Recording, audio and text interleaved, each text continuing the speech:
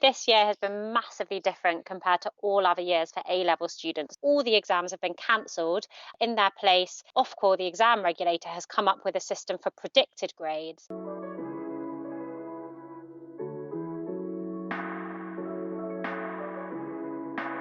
First of all, that's great. Good for you. That's the best possible situation to be in.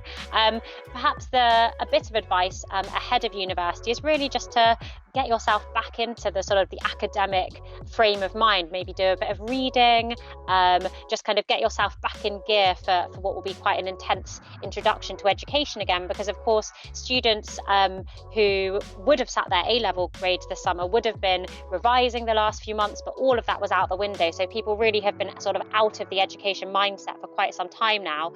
So a bit of preparation ahead of starting university this autumn, I think, would be really helpful for them.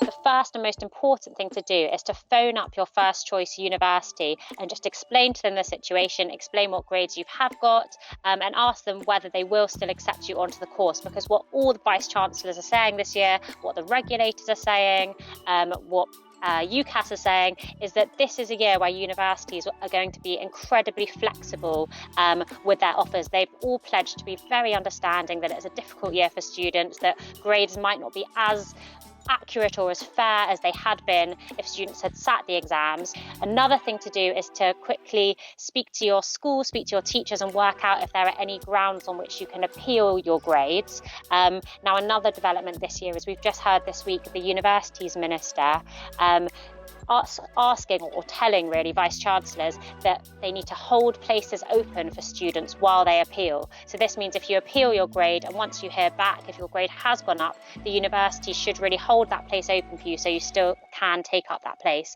A final option is you can sit appeal exams this autumn where you essentially just take the exam to prove you could do better.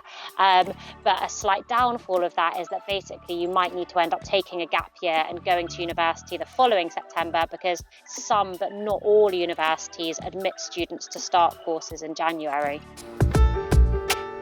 My advice would still be to get on the phone, speak to that university, explain the situation, maybe get your school on board if you think your school will really back you and give you a good reference and explain that you are a bright student, you've just been kind of punished by the system.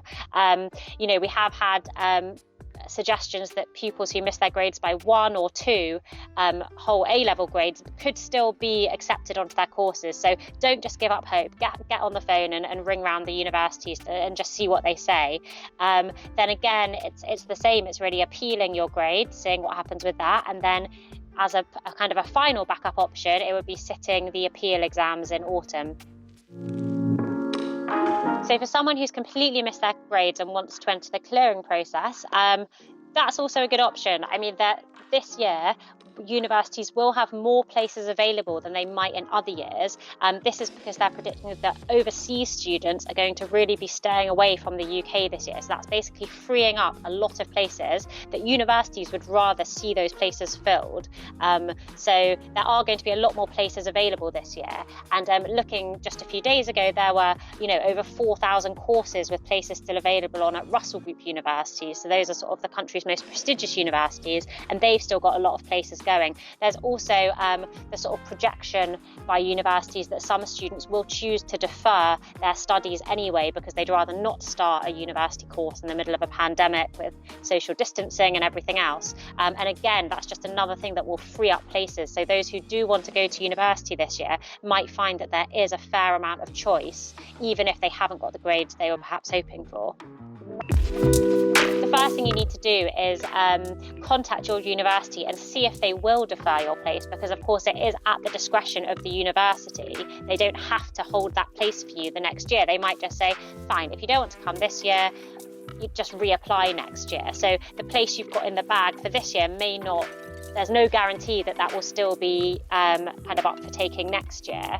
I suppose it's that weighing up the option between starting university in the middle of a pandemic when things will be a bit different. There's a possibility of local lockdowns and so on. But then weighing that up against what are the other options? International travel doesn't really look particularly sort of a certainty for the year ahead, and the jobs market being what it is, it might be difficult to get sort of meaningful work experience or even find a job in a bar or a cafe, as students might normally do. So it's really just a case of weighing up your options and going this year with at least a bit of certainty about what it might be like versus the potential uncertainty of going next year. So a final bit of advice for A-level students this year is whether you're pleased with your grades or whether you're slightly disappointed and haven't quite got what you wanted, just bearing in mind that really everyone out there is here to help and to be flexible and to be accommodating, whether that's universities, employers or schools, and just remembering really that it's not just you that have been treated unfairly this year. It's really the whole of society, the whole of the world who have been disrupted, and really it's just a case of thinking, chin up, and you've done really well given the circumstances.